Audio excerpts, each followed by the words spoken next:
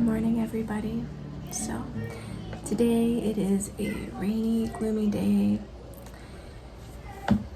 and if I'm being honest, I am struggling a little bit today.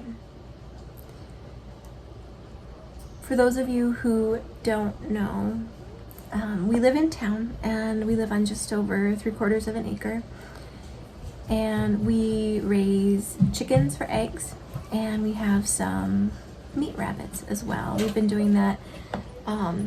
Meat rabbits? Yeah, meat rabbits. We have been raising meat rabbits since just about, I think we got them shortly after we moved into this house, which was the middle end of last summer. And today we had our first couple of fatalities, our first couple of losses with rabbits. We've lost chickens before. We're pretty sure that was to a fox at our old house. And that was sad. It was really sad because we were kind of bonded with our chickens, our last flock of chickens, the kids especially. So every day before Robert leaves for work, my husband, Robert, I also call him Bo. So every day before he leaves for work, he will feed and water our animals. And today I said goodbye to him, and he went down to take care of the animals, and he comes back inside and yells for me to meet him downstairs. And so I get down there, and he said that there's a situation with the rabbits. And so I slipped on my shoes and I went outside with him, and something had gotten to, I think it was 3 of our kits, our baby rabbits. And these guys were only a few weeks old, and they were just starting to venture outside of their nest box. And unfortunately, I feel so stupid because it's one of those things that unfortunately we had to learn. And I feel really bad because it's totally my fault. But thankfully nothing could get into their cage, but something had attempted to pull rabbits through the bottom of the cage. I would guess that it was probably raccoons. Yeah. So anyway, I'm struggling a little bit this morning. Hey, Ethan. What are you doing? It's dark in here. What are you doing? That's because it's raining. It is raining outside, isn't it? Yeah. So anyway, I'm having a hard morning and I'm feeling kind of guilty. I hate having to learn hard farm lessons and livestock lessons. So anyway, thanks for letting me vent a little bit and get that off my chest, because I feel like it's weighing on me kind of heavy today.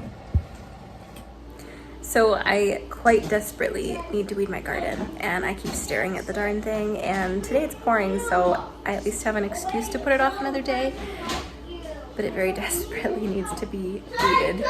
Today I need to feed my sourdough starter because I need to make some bread soon. We usually have pizza on Fridays, and we're going to be having sourdough pizza this week, but I need to feed my starter. So this is my sourdough starter, Laz, also known as Lazarus, properly named. So I usually store my sourdough starter in the fridge when I'm not using it, and whatever I have left in the container after I make something is what I just store in the fridge, and you can use this to make pretty much however much starter you need. I've even used as little as literally just the scrapings in the jar, and it always comes back. So, Lazarus, y'all.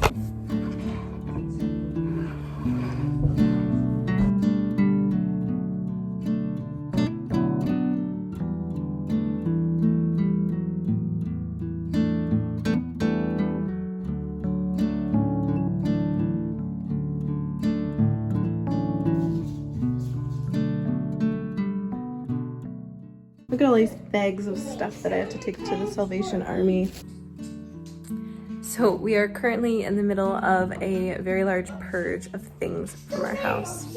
I often have to purge things when they start piling up. I don't know about you guys, but we have to do this probably at least once a year. We did a big purge before we moved last July, but we need to do it again because the stuff is always coming in.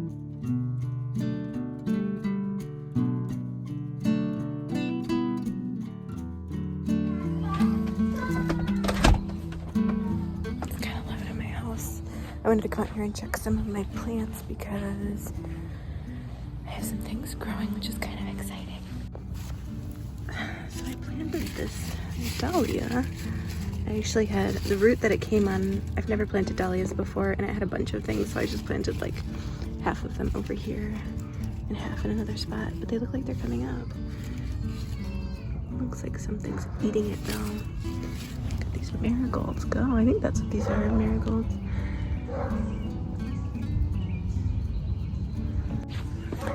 So Robert spotted something really interesting here.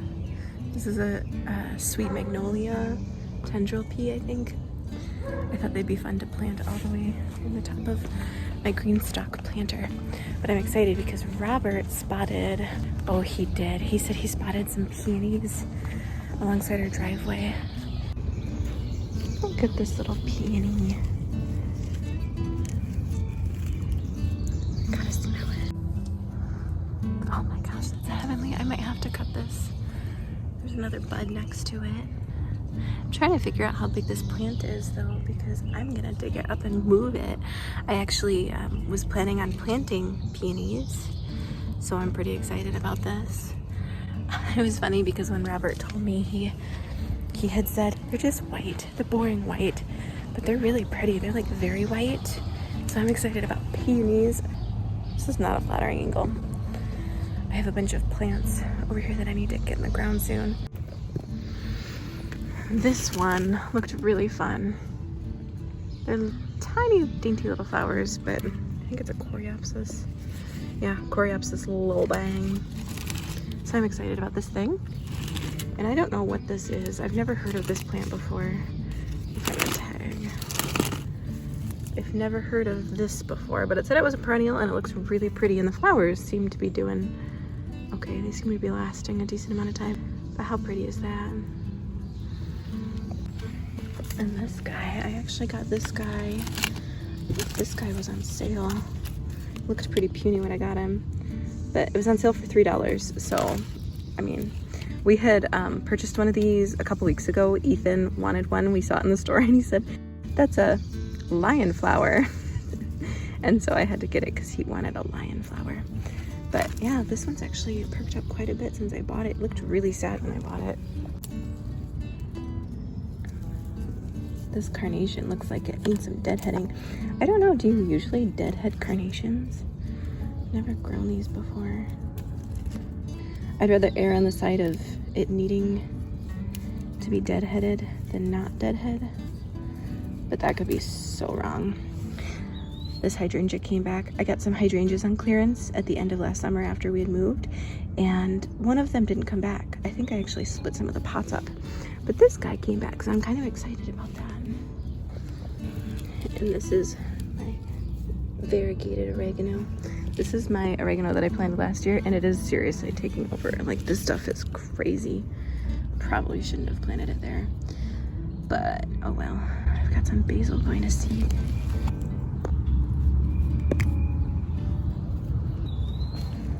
This is my lemon thyme. I love this stuff. I wish this stuff spread like crazy because I love it. And it's variegated and so beautiful. And this plant. I was weeding over here and I have no idea what this is, what this plant is. If anybody knows, let me know. I used the plant identifier app and all it told me was that it's some kind of allium. And judging by the smell, my fingers are all dirty already. Judging by the smell, I would say it's probably in the allium family too, because one of the flower stems, oh wow, my hair looks crazy. The flower stem, it does smell kind of garlicky. But anyway, I am really excited about having peonies. I was gonna go dig some up for my mother-in-law. I still might, because she has some pretty colors. I think she has pinks too. But yeah, I'm pretty excited about that. I'll still have to move them, but at least I don't have to go find a source for some of my peonies. So I took some cuttings from a lilac bush that is in front of our window. I think these have only been in here for a few days, but I took some cuttings from this bush. We have this bush in our front yard, and I didn't realize at first that it was a lilac bush until it started blooming, and I was like, oh my gosh, that's a lilac bush. But it's literally like right in front of our window. You can stand on the porch. Here. I just wanted to show our friends this bush. Which one? But there's a glare. Which one? But there's a bush right here in the middle, right there, and it's a lilac, but Lilac? What's a lilac? it's not very old. Like these shrubs next to it are much more vigorous growing and older. So I think this is a dwarf lilac. Looking little weeds. I planted some alyssum between these rocks. But we have some, is this grass seed? We have some weeds growing up in between it too. The sun is making warm. Is it? Yeah. It really is. Oh. But anyway, I looked underneath that shrub and there's no suckers or anything growing out from underneath it. But my experience has been that they get kind of large, kind of fast, and they can be gigundous. It was very clear when we moved in that a lot of the landscaping hadn't been kept up with at all. I'm talking like years neglected, probably like a decade. And so anyway, I doubt that that shrub is younger than like 10 years old. I did look up dwarf lilacs because I have no experience with them, and honestly I had no idea that they existed. When I first realized that's what that was a lilac, my first thought was, oh my gosh, someone put a lilac in front of the window. It's gonna grow huge and block the window. And so I was thinking I needed to move it. Then I started realizing that maybe there's dwarf lilacs, and so I looked it up, and sure enough, there are different kinds of dwarf lilacs, which is kind of cool because I actually really like having a lilac right in front of our windows because the side windows in the front open. And when we had those windows open the past few weeks, we would get just the most glorious whiffs of lilac flowers. And it was wonderful. And when you walk up to the front door, you could smell it too. So I kind of like having a lilac there, so I might keep it. My girls are home for summer vacation, and the house has been a little crazy. This is the first week that they have been home on summer vacation, and I'm going a little nuts. So anyway, we know that we're not staying here forever. When I realized that there was a such thing as a dwarf lilac, I had to take cuttings because there weren't any suckers to dig up. Whoops, I set the cup there.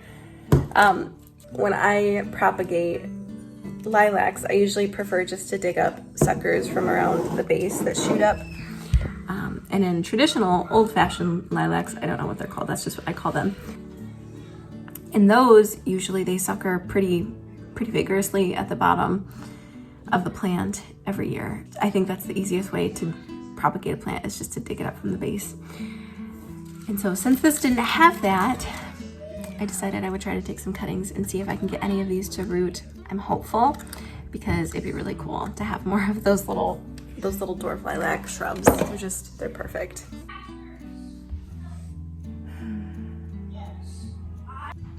I'm just admiring my garden that needs to be weeded quite badly. So that's gonna be fun to get to. Somebody tell me that it's all gonna be worth it when it's done. Sometimes it's easy to focus on the hard parts of gardening and forget about the harvest because it seems so far away. I know that one day I'm gonna have a garden that is so big, I'm not even gonna know what to do with it, which will be fun. Well, I think that's all that I have for you guys today. I don't really know what else to vlog about, so I'm gonna end the vlog here. Until next time.